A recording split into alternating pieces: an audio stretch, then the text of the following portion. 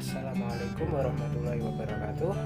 Perkenalkan, nama saya Ahmad Maulana dari kelas IPTJ kelompok 6 NIM 230119130240240. Di sini saya akan menjelaskan bagaimana cara menghitung nilai heritabilitas, korelasi genetik, dan replikabilitas dalam kelas dan antar kelas.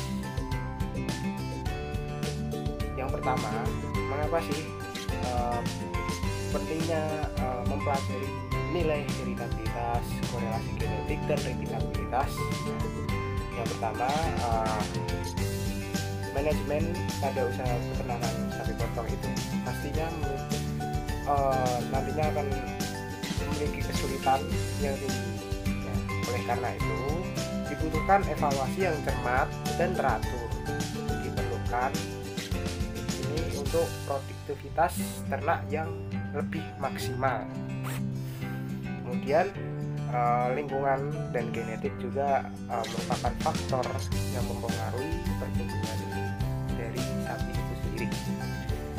Hal ini harus dikendalikan oleh peternak agar usaha produksi nantinya akan lancar, dan dalam masa pemotongan nantinya akan dicapai bobot yang diinginkan.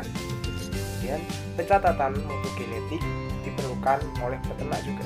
Data tersebut meliputi informasi mengenai ternak per individu yang meliputi identitas sapi, pertambahan bobot badan, kesehatan ternak, dan data reproduksi.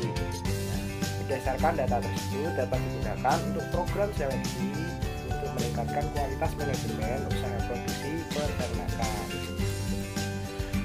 Untuk mengetahui sapi potong yang berkualitas dapat dilihat dari korelasi genetiknya dengan melihat rentang dari bobot lahir dan bobot sapi pedet sapi, ya, hasil turunan dari pejantan yang di sini saya ambil yaitu sapi PO. Memerlukan ilmu pemulihan ternak. Ilmu pemulihan ternak ini adalah suatu ilmu yang mempelajari cara agar mendapatkan ternak yang dengan produktivitas tinggi dari parameter genetik, yaitu melihat dengan nilai heritabilitasnya, korelasi genetik, dan replikabilitas. Heritabilitas adalah parameter genetik yang mengukur keragaman fenotip yang disebabkan dari genetik adiktif yang memiliki rentang 0 sampai 1. Kemudian korelasi genetik adalah hubungan dari antara satu sifat dengan sifat yang lainnya, rentang negatif 1 sampai 1. Kemudian replikabilitas adalah kemampuan ternak dalam mengulang produksi yang sama dengan rentang nilai 0 sampai 1. Kemudian sini tujuan dari mengetahui nilai heritabilitas, korelasi genetik, dan replikabilitas adalah nantinya dapat mengetahui turunan dari ternak tersebut. Nantinya dapat mengetahui dan nantinya didapatkan keturunan yang baik sesuai dengan yang diinginkan, dan dipilih indukan yang baik dan akan menurunkan keturunan yang baik juga,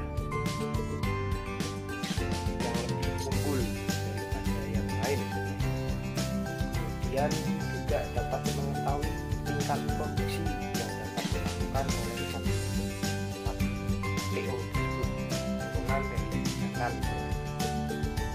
Manfaat dari mengetahui nilai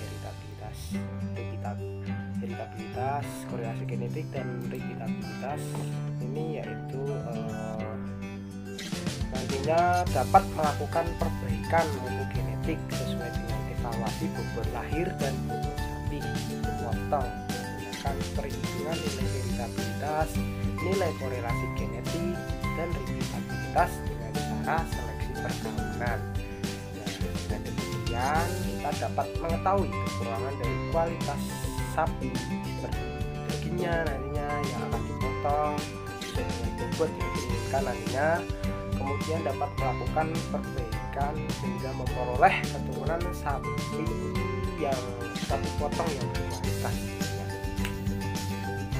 Nah, selanjutnya saya akan menjelaskan bagaimana perhitungan nilai heritabilitas, defisit korelasi genetik, dan repeatabilitas antar kelas dan dalam kelas. Dari sapi PO kita ambil dari bobot lahir dan bobot sapi. Berikut adalah penjelasannya. Bismillahirrahmanirrahim. Ya, saya lanjutkan ya untuk penjelasan dari penghitungan heritabilitas, korelasi genetik, dan repeatabilitas. Yang pertama diketahui ini data-data dummy diambil dari sebuah peternakan. Terdapat 4 ekor sapi potong jantan yang dikawinkan dengan 5 ekor betina ya, dan menghasilkan indeks bobot lahir yaitu 25,4 sampai 30 kg dan bobot sapinya 115,8 sampai 130,1 kg.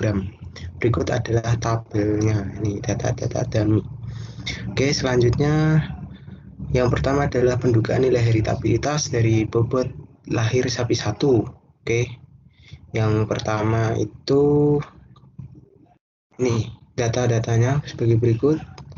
Rekapitulasinya. Oke, kemudian lanjut. Pertama, dicarilah faktor koreksi dengan rumus sebagai berikut ya. Ini FK I2 kuadrat per N diketahui hasilnya 15.109. Kemudian yang kedua adalah mencari jumlah kuadrat antar pejantan atau JKS.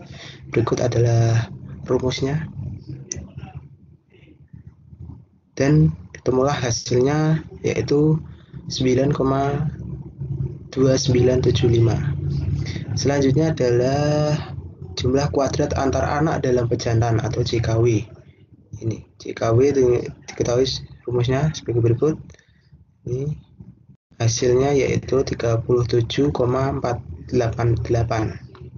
Oke, selanjutnya derajat bebas antar pejantan atau DBS. Nah, DBS diketahui sebagai berikut. S-1 ya, 4 kurang 1 hasilnya 3 DBS ya. Untuk DBS 3. Kemudian derajat bebas antar anak dalam pejantan atau DBW ini diketahui yaitu 16 nilainya.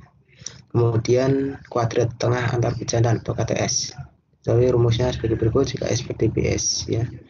Hasilnya yaitu 3,0992. Selanjutnya kuadrat tengah antar anak dalam pejantan atau KTW. KTW rumusnya sebagai berikut.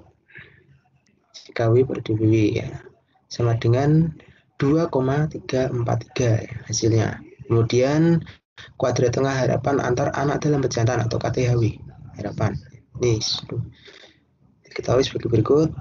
Mu kuadrat W ya, sama dengan KTW, sama dengan nilai KTW ya, 2,343. Kemudian kuadrat tengah harapan antar pejantan KTHS. KTHS sebagai berikut rumusnya, dan diketahui hasilnya 3,0992. Selanjutnya adalah diketahui heritabilitasnya sebagai berikut.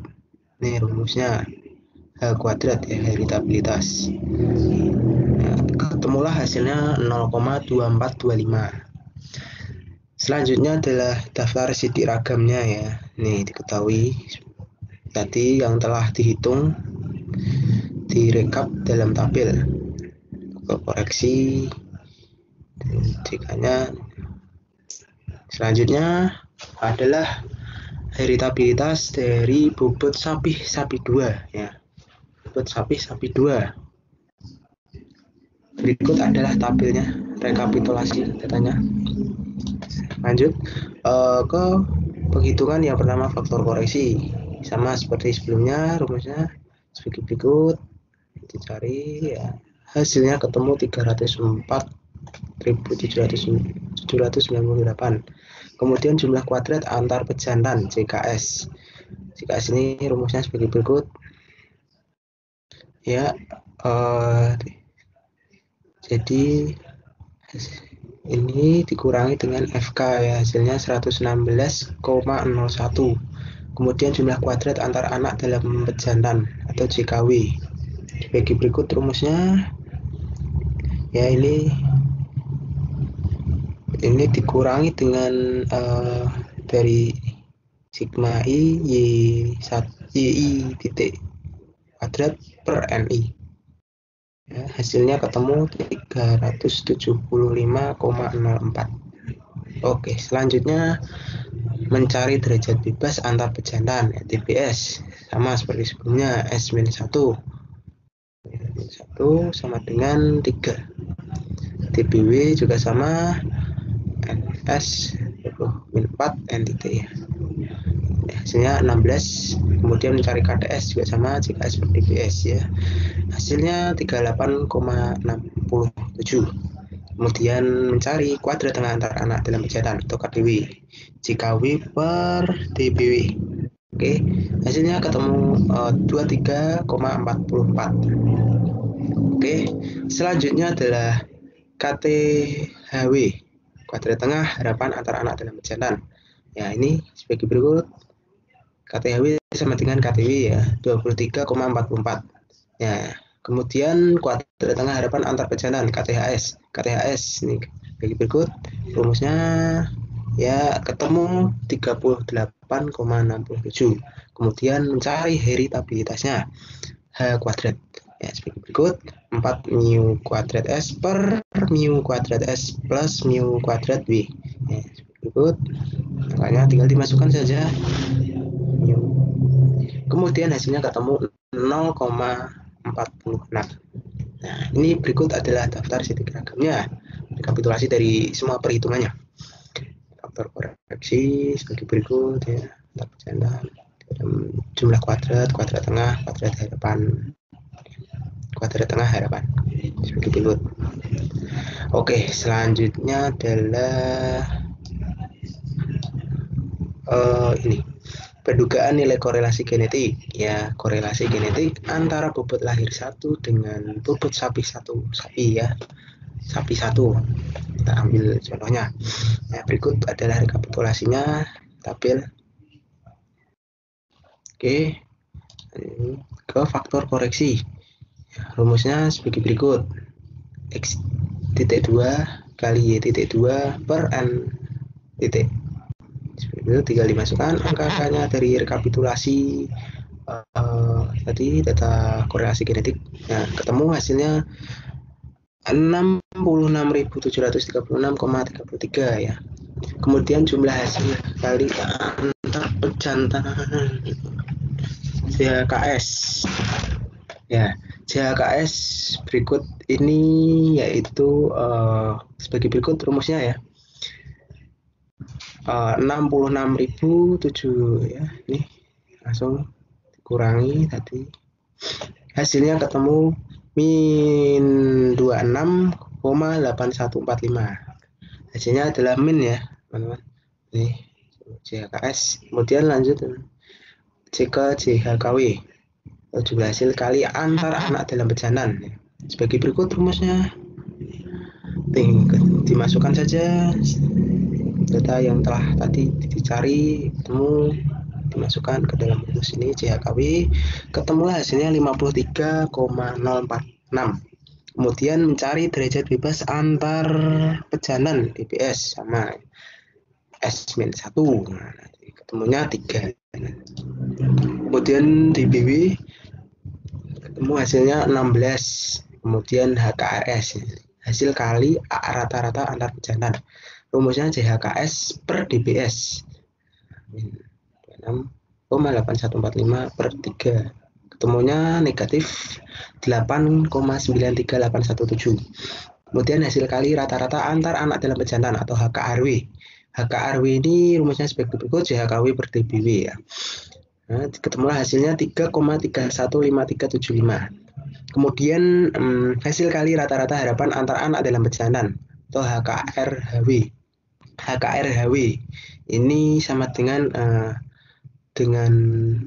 rumus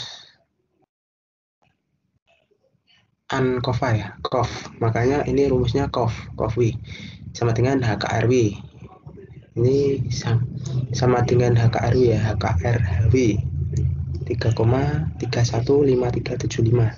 Kemudian hasil kali rata-rata harapan antar pejantan atau HKRHS. Nah, sebagai berikut ya teman-teman, rumusnya ketemulah hasilnya 8,93817. Oke, lanjut ke korelasi ya. Nih, penghitungan terakhir korelasi genetik. Oke. Ya, ketemu dengan rumus 4 dikali COV S per akar 4 mu kuadrat S sebagai X, tadi datanya yang telah direkapitulasi, dikali 4 mu kuadrat S yang Y, data yang Y. Nah, ini ketemulah hasilnya sebagai berikut, tinggal dimasukkan dan ketemulah hasilnya 3,7289. Kemudian direkap melalui tabel daftar titik ragamnya sebagai berikut ya. Derajat bebas, jumlah hasil kali rata-rata, dan hasil kali rata-rata harapan. Sumber keragamannya faktor koreksi antar pejantan ya, dan antar anak dalam pejantan. Ini sebagai berikut. Oke, lanjut ke pendugaan nilai repeatabilitas bobot lahir sapi antar kelas. Ini bobot lahir ya, sebagai berikut tabelnya. Oke, nah ini cara mencari repeatabilitasnya sebagai berikut rumusnya. Ketemulah hasilnya 0,537269143. Oke, lanjut. Kemudian adalah repeatabilitas bobot sapi-sapi dalam kelas sebagai berikut tabelnya, rekapitulasi tabel. Oke, kemudian ke faktor koreksi. Faktor koreksi ini rumusnya sebagai berikut, Y.2 kuadrat per M titik. Berikut dimasukkan data dari rekapitulasi tadi, ketemulah hasilnya 547.526. Terus kemudian mencari JKB, jumlah kuadrat antar individu. JKB ini rumusnya sebagai berikut, dikurangi, kemudian dapatlah hasil 75,46083. Hasilnya sih jumlah kuadrat pengukuran dalam individu atau JKW ya.